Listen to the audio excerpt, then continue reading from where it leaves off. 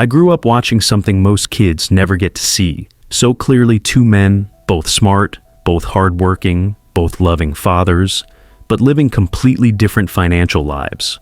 One was my biological father, a well-educated government employee who believed in the traditional path. Go to school, get good grades, secure a safe job. The other was my best friend's father, an entrepreneur who built his wealth from nothing and taught himself everything the world refused to teach. And that contrast is where everything began. When I was a kid, I used to ask my real dad the same question over and over.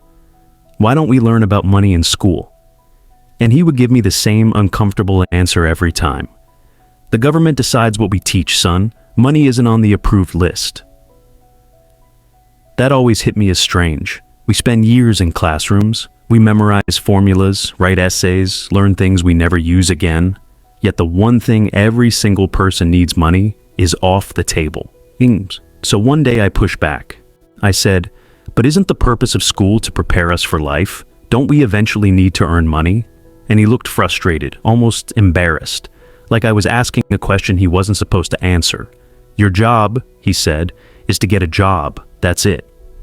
But that made no sense to me. If the whole point of a job is to earn money, why not learn about money directly? Eventually he snapped and said, if you want to learn about money, go ask your best friend's father. He's the entrepreneur. That moment changed the direction of my life. Because when I walked up to my friend Mike's dad, the man who would become my rich dad, and asked him to teach me about money, he looked me dead in the eye and told me to beat it. And honestly, I respect him for that, because real teachers don't chase students. Real teachers wait for the hungry ones. I kept showing up. I kept asking. I kept proving I wasn't just looking for quick answers. And finally, he let me in on one condition. He would never pay me. No, he said, the moment I pay you, you start thinking like an employee, and that mindset will trap you for life. That hit me hard. I was 9 years old, and here was a man telling me something nobody had ever said out loud. Entrepreneurs don't work for a paycheck. They work for learning. They work for freedom. They work to solve problems. The paycheck comes later. He made me work for free, doing small tasks at his stores and properties, cleaning, organizing, learning the basics from the ground up. I didn't get money, but I got something better. I got a mindset most adults never receive. And over time, he taught me something else, not through lectures or textbooks, but through a simple board game, Monopoly. At first, I couldn't understand why a man as experienced as Rich Dad kept bringing out that Monopoly board. I thought he was joking. I'd ask, when are you actually going to teach me about money? And he'd look right back at me and say, what do you think we're doing right now? I didn't get it, but he was showing me one of the purest money lessons it ever created. Monopoly looks like a kid's game, but in reality, it teaches a rule that has built some of the greatest fortunes in America. 4 green houses, 1 red hotel. He kept repeating it like a mantra. 4 green houses, 1 red hotel. Build assets, then trade up. Expand, scale, reinvest. Keep going, don't stop. One day he finally broke it down for me. He said, there are thousands of ways to build wealth, but one of the simplest, one of the most powerful, is sitting right here on this game board. And then he took me outside and showed me his real green houses, small rental properties, simple structures, nothing flashy, but they were stepping stones, cash flow machines, the foundation of something bigger. Years later, when I turned 19, I came home from school in New York and saw what he had created. Right in the center of Waikiki Beach, he had assembled one of the largest pieces of land you could imagine.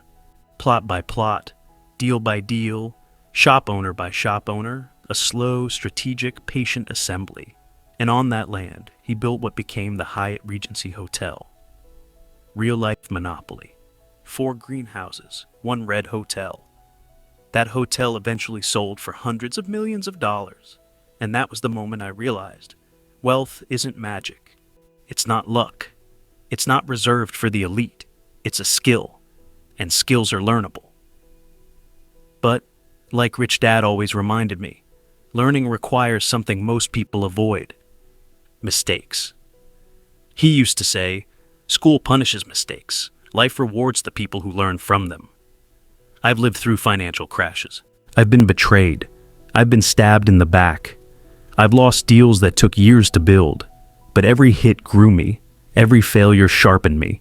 Every wound widened my understanding. Meanwhile, the people who fear mistakes repeat the same life forever. Safe, predictable, stagnant. And that brings me to something most people never want to hear. Poverty is an attitude before it's a bank balance.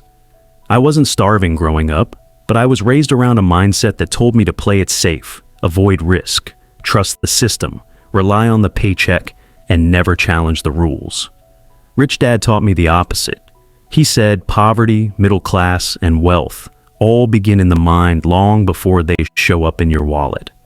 People who grow up hearing money is evil, or rich people are greedy, or just work hard and hope for the best, are handed beliefs that trap them before they ever start. And worst of all, schools reinforce the cycle by teaching everything except financial intelligence. So, once I figured out my game, I realized it wasn't just about making money. It was about understanding the rules of the game and mastering them. See, most people grow up believing that the only path to security is a paycheck. They're taught, get good grades, go to college, get a job, work hard, and you'll be okay. But that's a lie. That system creates employees, not entrepreneurs. And employees never really learn about money. They learn about security, about following rules, and about avoiding risk. But the world doesn't reward security. It rewards results. My rich dad taught me that money is a tool, a language, and if you don't understand it, if you don't speak it fluently, you can be trapped in a life of struggle. Most people fear making mistakes with money. They want everything to be perfect before they start. They procrastinate. They wait. They say, "I don't have enough," or "I'll start next year." And the truth is, there is no perfect moment. If you want to succeed financially, you have to act. You have to start where you are, with what you have, and you have to learn along the way. I remember clearly how I learned about investments, about assets versus liabilities. Rich Dad would ask me questions I didn't know how to answer. He wouldn't give me the answers. He wanted me to think, to make mistakes, and to learn. That's how you truly grow financially. You can read all the books, attend all the seminars, but if you don't apply the knowledge, it's worthless. Action is the bridge between knowledge and wealth. And here's the kicker. Most people are afraid of financial education because it exposes their ignorance. When I first started, I didn't know the first thing about taxes, debt, or real estate. I made mistakes, big ones. But every mistake taught me something invaluable. Every setback was a lesson in disguise. And that's why I say, the only people who are truly poor are those who refuse to learn. Poverty is a mindset, a set of habits, a way of thinking. Money itself isn't evil, it's neutral. How you approach it, how you learn from it, and how you manage it, that determines your financial future. So, by the time I was in my early 20s, I had seen firsthand the power of financial literacy.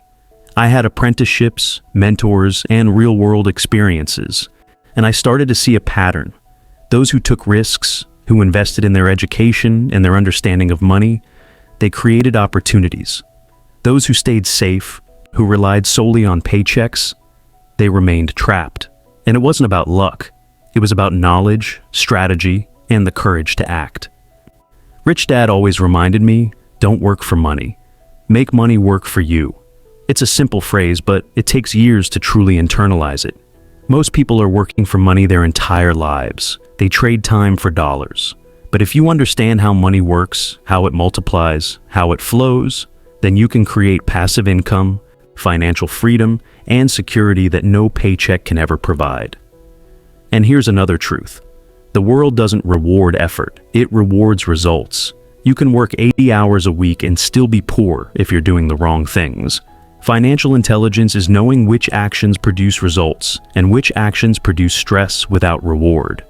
Learning to distinguish between assets and liabilities, between opportunities and distractions, is what separates the financially successful from the struggling majority. And here's the thing. Financial success isn't just about making money. It's about building a mindset, a way of thinking that allows you to see opportunities where others see obstacles. Most people are blind to the possibilities because they are conditioned to think small, to avoid risk, to accept limitations. Rich Dad always said, "The poor see obstacles, the rich see opportunities." It's that simple, but it takes discipline to rewire your brain. When I started to apply what I learned, I realized the importance of multiple streams of income. One job is never enough. Relying on a single paycheck is risky. It's vulnerable. The financially intelligent person creates assets that generate income without requiring constant labor. That could be real estate, investments, businesses, or intellectual property. The point is, you need your money to start working for you. And the sooner you begin, the more leverage you have. Time is the ultimate ally when it comes to building wealth. I also learned the importance of understanding taxes and debt. Most people fear both, but the financially educated use both strategically. Taxes aren't something to fear, they're something to plan for. Debt isn't necessarily bad if used to acquire assets that generate income. Ignorance in these areas keeps people poor because they make financial decisions based on fear and misinformation. Knowledge transforms fear into power, and power translates into opportunity. Another lesson my rich dad taught me is that failure is part of the journey. The fear of failure keeps people from taking action, but every successful entrepreneur has failed multiple times. Failure is feedback. It tells you what works and what doesn't. The financially intelligent person embraces failure as a teacher rather than a threat. You can recover from setbacks, but you cannot recover from lost opportunities if you never try. I want people to understand this. Your financial education is more important than your formal education when it comes to wealth. You can have degrees, credentials, and accolades, but if you don't understand money, you remain dependent on a paycheck.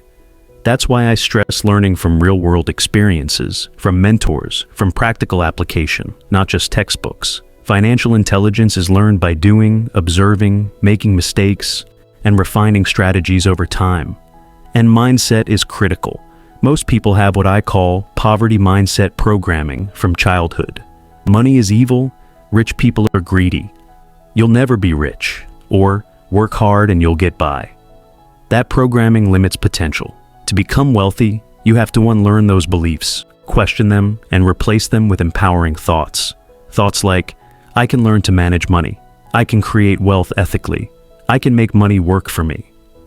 Your internal dialogue shapes your external reality. Finally, I'll say this. The key to financial freedom is action. Knowledge alone is not enough. You must apply it consistently, start small if needed, and scale as you learn. Take calculated risks, invest in your education, seek mentors, and don't fear mistakes. Wealth is built over time with patience, persistence, and courage. The sooner you start, the more advantage you have, and the more freedom you create for yourself. Remember, financial literacy is your superpower. Don't wait for school or society to teach it. Take control, educate yourself, and make money work for you. That's the path to true independence. And that's the lesson I hope everyone takes away from my story. Because if I can learn it, you can too. Start now, take action, and change your financial destiny. Now that you've heard the lessons from Robert Kiyosaki on financial freedom and building real wealth, don't stop here. Growth doesn't happen by watching one video. It happens by stacking knowledge, mindset, and action. If you want to dive even deeper into understanding yourself and unlocking your true potential, I've got something special for you. Check out my next video, You Don't Know Yourself, and It's Destroying Your Potential, Jordan Peterson. In that video, you'll discover how self-awareness, discipline, and the right mindset can completely transform the way you approach life, success, and your future. Don't wait. Your growth starts now. Want to unlock your true potential? Click now to watch You Don't Know Yourself. And It's Destroying Your Potential, Jordan Peterson, and take the next step in your growth.